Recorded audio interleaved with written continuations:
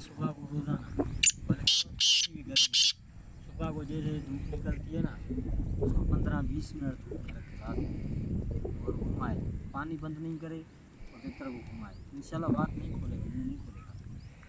बाकी तितर पड़े रहेंगे ना फिर तो वो मुँह खोलेगा, कुछ भी नहीं खिलाओ। मैं इसको नहीं देता, मैं ही नहीं देता, मुँह खोलता है। सारा दिन घर पे पड़ा होता है कपड़े के साथ, वो खोलेगा। आप बाहर नहीं लेके जाते, काम पे जाते हो?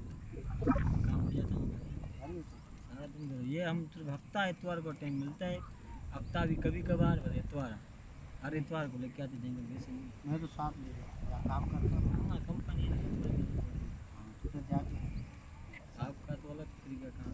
इधर फ्रिज पड़ा हुआ, फ्रिज के साथ ही ऐसा कोई ट्रॉली है, पता नहीं कौन सी वो पड़ी है, इतनी सी जगह पड़ी है, वहाँ रख दिया, काम किया, ख़त्म काम करके तो बाहर निकाला, गाना बना, धूप लगवाई। उधर पंखा वंखा चलता है ना, फिर उसको धूप लगवा के फिर उसको दाना पानी। ये तो तरह सच के लिए धूप बहुत रात में, आज मैंने दिन को भी धूप लगवाई बच्चे को।